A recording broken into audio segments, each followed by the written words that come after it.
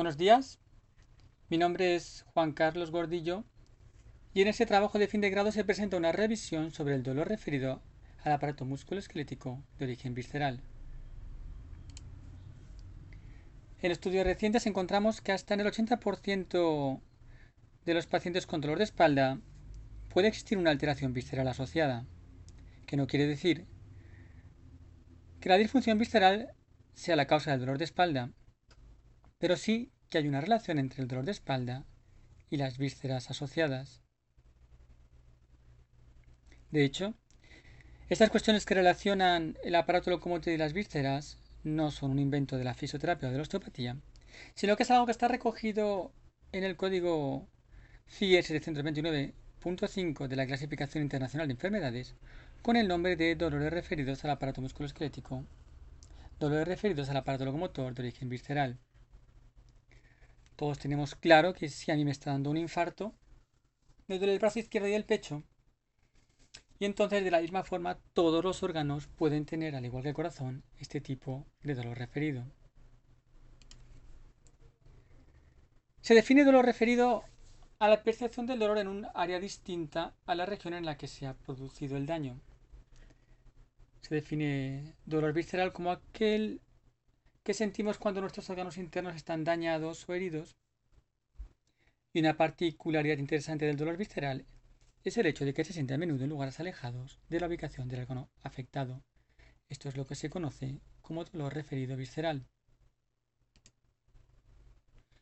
Los objetivos de este trabajo de fin de grado han sido revisar la literatura publicada desde la evidencia científica y el conocimiento existente hasta la actualidad sobre el dolor referido al aparato musculoesquelético de origen visceral y evaluar las hipótesis explicativas y los posibles mecanismos fisiopatológicos comunes. Para la realización de este trabajo, se ha llevado a cabo durante los meses de enero a mayo una extensa revisión de la literatura publicada hasta la actualidad.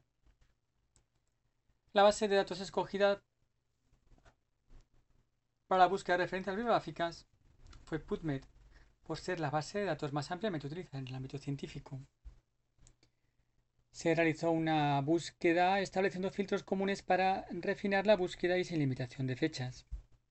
Se aplicaron los criterios de inclusión e exclusión y se revisaron las listas de referencias de los artículos, lo que se conoce como técnica snowballing, para la localización de otros artículos.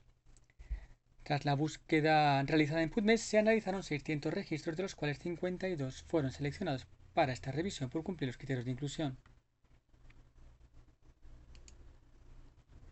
Para la obtención de los registros en la base de datos de PubMed se han realizado un total de 6 búsquedas.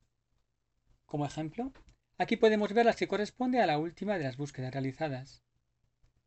Como puede verse en esta tabla, se han utilizado los términos de búsqueda médicos MESH en inglés que se utilizan para describir el contenido de los artículos, y se han utilizado igualmente los operadores booleanos AND y OR para incluir referencias que incluían todos estos términos relacionados. Los criterios de inclusión y exclusión para la selección de los estudios se muestran a continuación. Como puede verse, se han incluido los artículos sobre dolor, disfunción visceral, sensibilización central, dolor referido al aparato musculoesquelético y dolor referido de origen visceral. Asimismo, se han excluido todos aquellos artículos que, tratando de disfunciones viscerales, no guardaban relación con el aparato musculoesquelético o sobre dolores referidos de origen no visceral.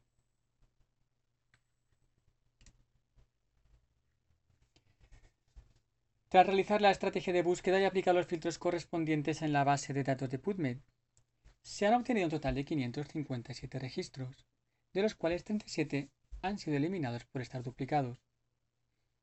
A continuación, se han eliminado 502 tras leer el título y el abstract por no cumplir los criterios de inclusión. Teniendo en cuenta los artículos que ya se disponían, los obtenidos por la técnica snowboarding, los proporcionados por los propios autores y 6 artículos cuya identificación no se precisa, son un total de 61 artículos para leer y analizar. De estos, 41 fueron obtenidos a texto completo y los 20 restantes solo se disponía el resumen o abstract. Tras eliminar otros 9 registros por no cumplir los criterios de inclusión, el número total de artículos incluidos en esta revisión ha sido de 52. Según los años de publicación, los 52 artículos se distribuyen según la siguiente tabla. Como puede verse, aunque la búsqueda se realizó sin limitación de fechas, el 54% de los artículos han sido publicados en los últimos 10 años y hasta un 88% son publicaciones de los últimos 21 años. Hay una gran variabilidad de las revistas que corresponden a los artículos seleccionados. En esta tabla se muestran las revistas con 2 o más artículos.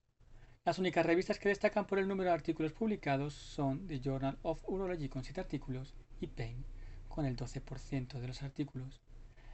Cabe resaltar que un total de 10 artículos, el 19% del total corresponde tan solo a 2 revistas de urología, es decir, que es de las disfunciones y patologías del aparato urogenital sobre las que hay mayores estudios de investigación publicados sobre el dolor referido.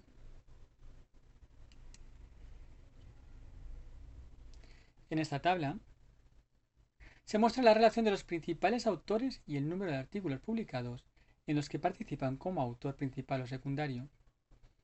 De esta tabla podemos extraer otro resultado interesante o al menos curioso, y es que, aunque la mayoría de los autores aparecen solo una o dos veces como autores principales de algunos de los 52 artículos escogidos, la autora y doctora en medicina María Adele Jean Berardino aparece como autora principal en el 21% del total de los artículos estudiados, pero si además consideramos su aparición como autora secundaria, el porcentaje alcanza el 25% del total. Por otra parte, el autor Beckett aparece hasta 9 veces si tenemos en cuenta su participación como autor secundario. Además, este autor coincide en todos sus artículos con la doctora Jean Berardino, lo que nos permitiría concluir que estos dos autores, que trabajan conjuntamente, son los que más han publicado sobre dolor referido al aparato musculoesquelético de origen visceral y por lo tanto deberían ser una referencia a tenerse en cuenta para futuras investigaciones en este ámbito. Hay 13 estudios que se han incluido en esta revisión sobre las características generales del dolor referido visceral. Los resultados principales son: el dolor referido de origen visceral es cada vez más frecuente en la práctica clínica. Aunque el dolor somático y visceral tiene características comunes, cuanto más se sabe acerca de ellos, más se sabe que tienen diferencias importantes. El dolor referido de origen visceral es un proceso de aparición temprana, proporcional al número e intensidad de episodios viscerales y de larga duración. Aunque el dolor referido de origen visceral sin hiperalgesia puede explicarse por la convergencia viscerosomática en el asta posterior de la médula, el dolor referido visceral con hiperalgesia no se entiende por completo. Hay una gran variedad de procesos que cursan con dolor lumbar. Las disfunciones viscerales son uno de ellos, en concreto, el síndrome de intestino irritable, la nefrolitiasis y el dolor anterior de tronco.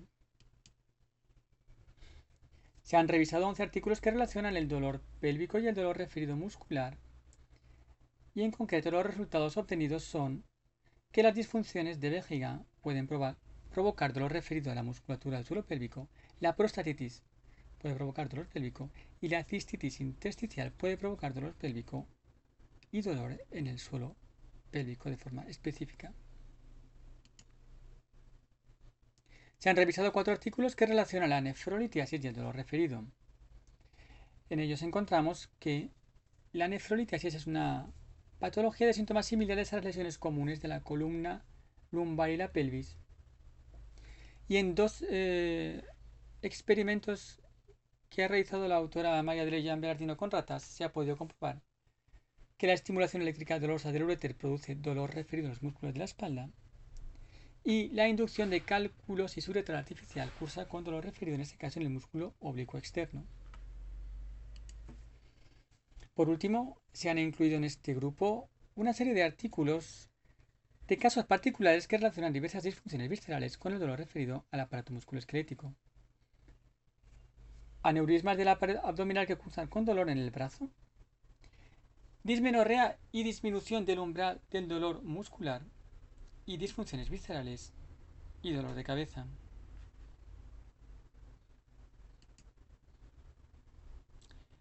De la misma forma que el dolor referido de músculo a músculo en el conocido síndrome de dolor miofascial, o el dolor referido a las articulaciones como en la osteoartritis de rodilla, hemos visto que un gran número de disfunciones viscerales como los trastornos gastrointestinales provocan una amplia variedad de dolores referidos al aparato musculoesquelético. Son parte importante de las quejas de dolor de muchos pacientes y son cada vez más frecuentes en la práctica clínica. Curiosamente, empezamos a ver una serie de lumbalgias, periartritis escapulohumerales, cervicalgias que no mejoran con el tratamiento y sobre todo que tienen unas características raritas, en el sentido de que no tienen características mecánicas. En este sentido, nos encontramos con pacientes con dolor musculoesquelético que han visitado al traumatólogo y como no tiene dónde operar, o pacientes que han visitado al digestivo y como tampoco encuentra lesión objetivable, no hay patología médica y se queda en terreno de nadie. Según Wallace, de todos los pacientes que acudían al hospital con sintomatología de estómago, solo el 0,5% tenía patología objetivable. Entonces, podemos hablar de disfunción, alteración o trastorno funcional, donde al paciente le duele pero no se ve, no es detectado médicamente, o cuando la alteración funcional empieza a estar al límite y se detecta ligeramente, pero no es necesaria una intervención médica. Y es por causa absolutamente visceral.